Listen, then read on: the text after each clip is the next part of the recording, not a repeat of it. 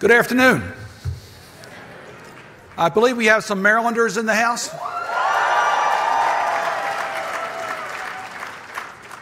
I want to first, as I told Susan Rice as she was leaving, we miss her on Capitol Hill.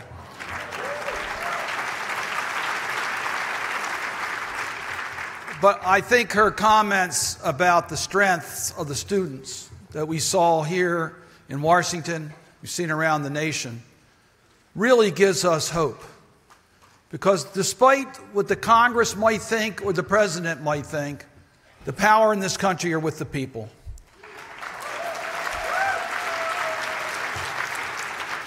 And our students will not be silenced, and they want adults to act as adults.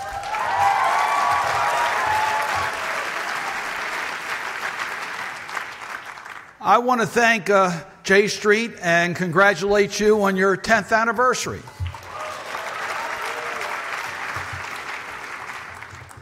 "10 years, 70 years for Israel. When Harry Truman made that courageous decision in 1948 against the advice of his own State Department to recognize the State of Israel. He did that because he understood our two nations shared common values.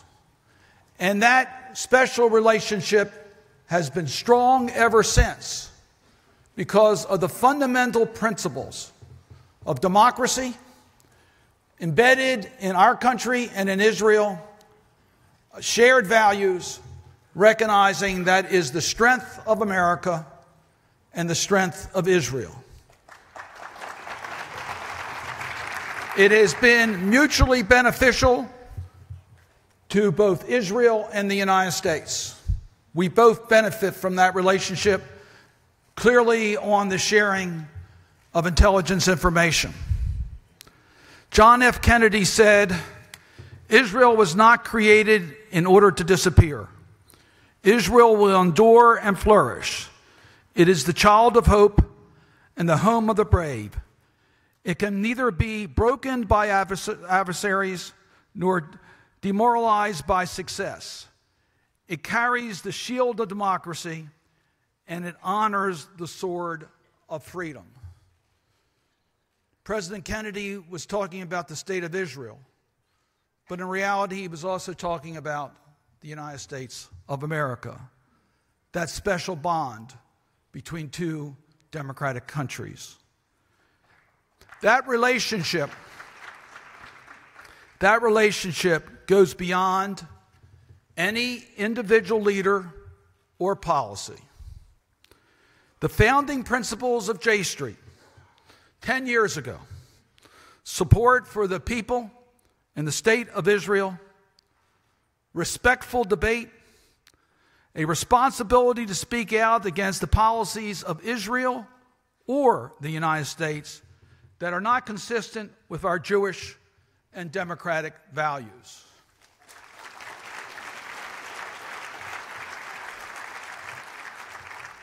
You have stayed true to that mission.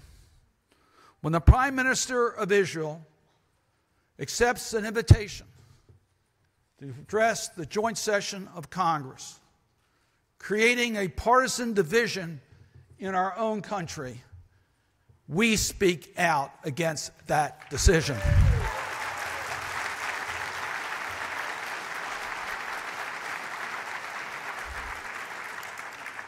When President Trump reacts to the tragedy in Charlottesville, equating those that were there to preach hate, white supremacists, neo-Nazis, with those that were there to protest that message, we speak out.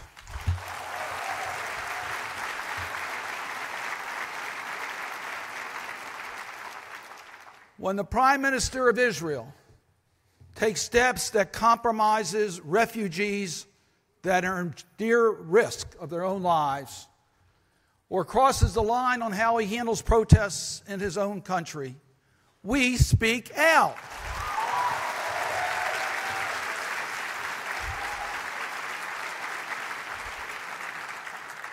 And when President Trump, immigration policies, that tries to tell the world that we have certain religion that we don't want here in America, or people from certain countries because of their demographics that we don't want here in America, or that dreamers are not welcome here in America, we speak out.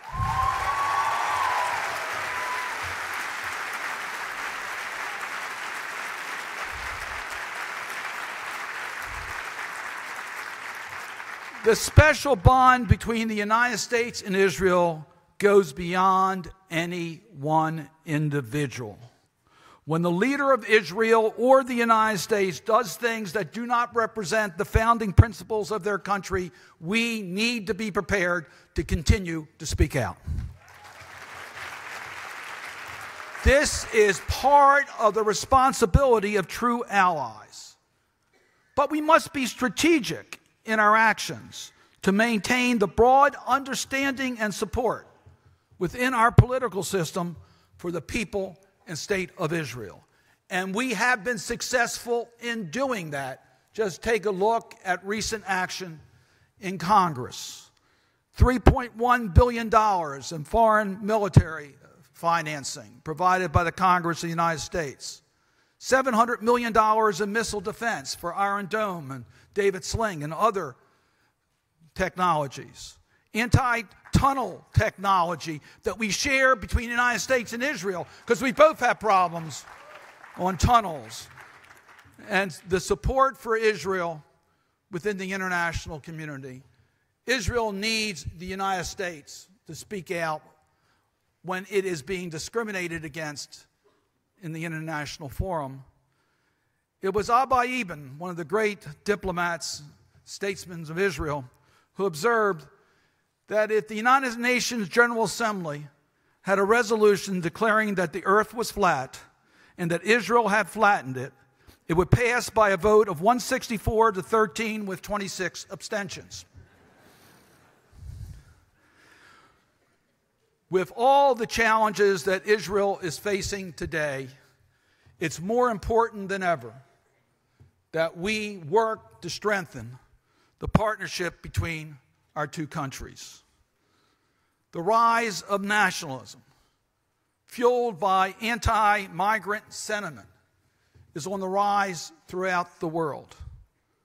Poland, Hungary, Turkey, NATO allies all now have within their government those who are espousing nationalist sentiments and anti-immigrant sentiments. We saw in Poland just recently the passage of a law that tries to criminalize the ability to comment on what happened in Poland during World War II. I just want to emphasize, there was a poll that came out yesterday that the millennials in the United States, 2 out of 3 don't know what Auschwitz is about. We need to remember our history, and we can't let those who want to reinvent what happened before get away with their lies.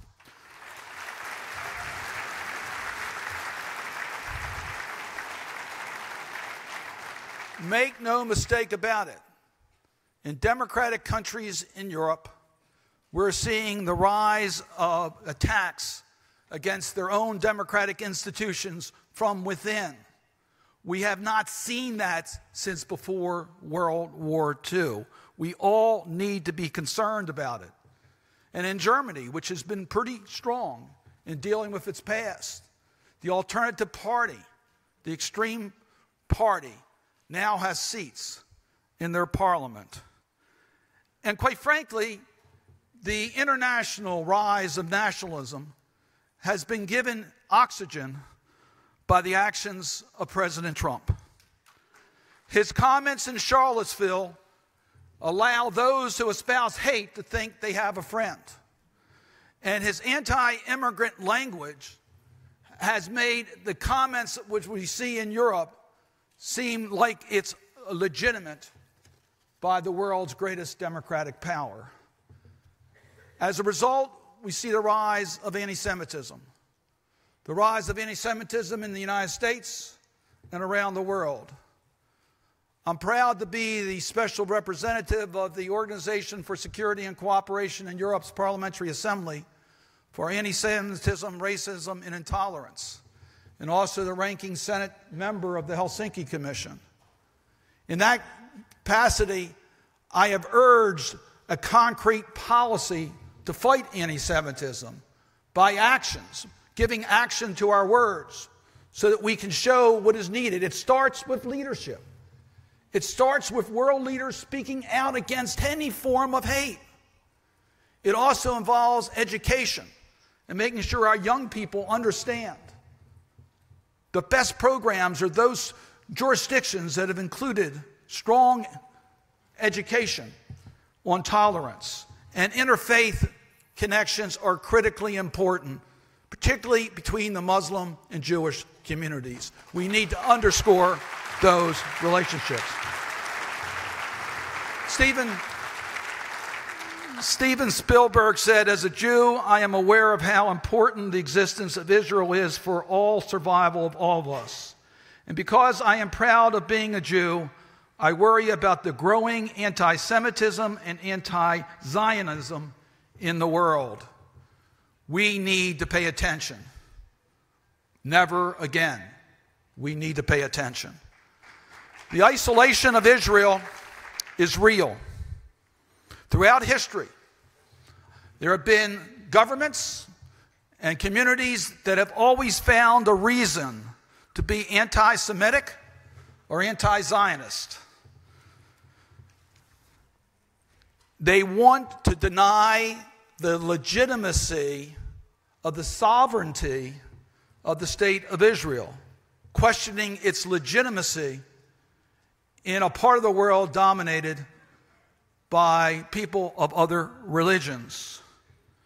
40 years ago, the United States Congress recognized that threat as Arab boycotts started to appear by other countries that tried to use their economic power to cripple Israel's economic survival.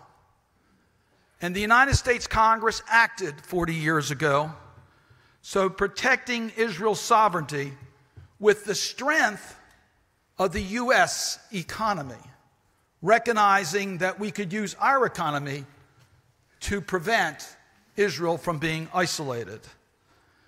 Efforts in the United Nations to circumvent that 40-year-old boycott law are now underway, protecting U.S. companies from being coerced to comply with a foreign country's decision to boycott U.S. allies.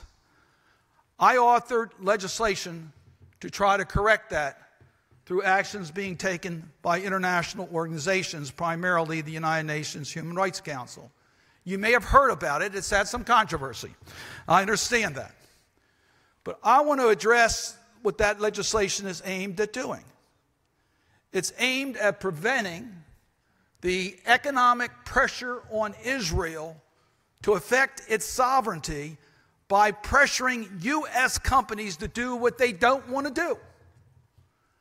2 points have come up during that debate. One, will we protect the freedom of speech and opinion? I can tell you I have spent my entire political career defending the First Amendment rights. I strongly believe that anyone who wants to criticize Israel or wants to boycott Israel or wants to encourage others to boycott Israel, I think you're wrong, but you have your constitutional right to do that. And we're going to make sure that that is protected. The other issue, which is equally impassioned for me, is that I believe that we should not take sides. In fact, we have taken sides against how settlements have been unhelpful for Israel's long-term survival. I want to make sure that we don't do anything in this bill that would compromise the traditional view of this country in regards to Israel's settlements. So we have tried to modify the bill, and we're still working with it. But I tell you, it's becoming more and more timely because American companies are receiving letters from the United Nations Human Rights Council questioning whether they are doing business in Israel for the purposes of advertising a boycott against those companies that do not respond. Let us work together to figure out a way to protect the freedom of speech, protect the legitimate concerns of all parties, but to protect American businesses from being bullied into boycotting Israel. We can do this together. I believe in our international organizations. I'm a strong supporter of the United Nations. I think it's an extremely important organization, and I've always supported it. I am very concerned about President Trump's policies of America first, because to me, it's America alone. And that's not what this country needs to do. So let me give you one concrete example, and that is the threat of Iran. I listened to Susan Rice's presentation, and I agree almost with everything she said. Iran is a very dangerous country. We know that. Israel knows that. America knows that. And that's why we negotiated an Iran nuclear agreement. I agree with Secretary Rice. That was to deal with the nuclear aspects. Now, in dealing with that, many of you are aware that it was a close call for me whether to support that agreement or not. It was. I came down on the side that it should have dealt stronger on a length of time. But once it was signed and put into effect, and with Iran complying with that agreement, I think it would be so much against the United States national security interests if the president were to reimpose sanctions against Iran while Iran is in compliance with that agreement, and I will continue to do everything in my power to make sure that doesn't happen.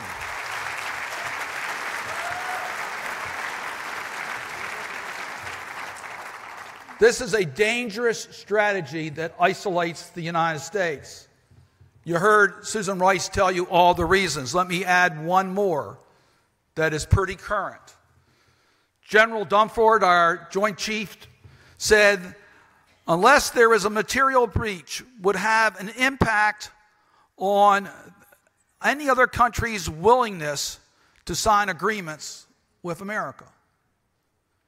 If we walk away from this agreement, besides giving Iran the ability to go back to its nuclear program, besides all the isolation of America from our European allies and all that, why does the president think we could enter into diplomacy with North Korea?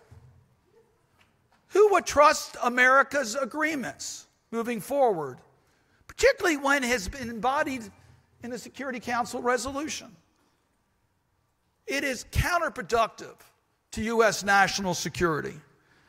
And now, when the national security team has replaced General McMaster with John Bolton and is in the process of getting Director Pompeo as Secretary of State, there won't be any backup in the national security team for America to join the international community in dealing with major diplomatic challenges. We have to speak out.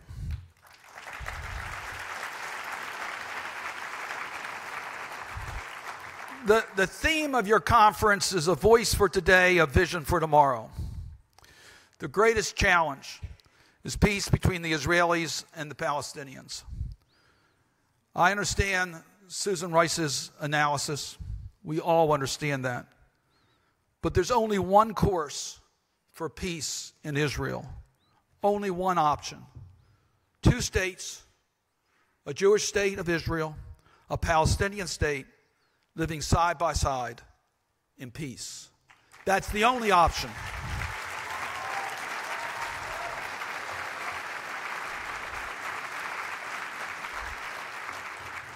The United States is beyond any one person.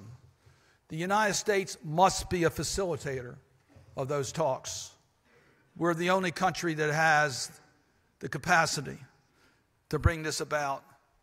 One of the great opportunities I've had in life is to be with Shimon Peres on several occasions, first in the 1970s, and listen to his vision for Israel and its neighbors. He understood the two-state solution. He understood the aspirations of the Palestinians and the Israelis. And he recognized that by having peace and opening up the Middle East to prosperity, that it would be a lasting peace. Because what people want is an economic future for their children and grandchildren. And opening up peace between the Israelis and the Palestinians will lead to that. Shimon Peres said, Israel welcomes the wind of change and sees a window of opportunity. Democratic and science-based economics by a nation desires peace. Israel does not want to be an island of affluence in an ocean of poverty. Improvements in our neighbors' lives means improvement in our neighborhoods in which we live. Shimon Peres understood that Israel's future is inextricably linked to the Palestinians living in peace and prosperity. We can make that happen. We must make that happen. So that vision for tomorrow includes the U.S.-Israel special relationship remaining one of our most important friendships in the world, anchored by shared values, common goals, and appreciation for history and learning from history towards a brighter future. I thank J Street and I thank each one of you for devoting your energies to accomplishing that cause. Thank you.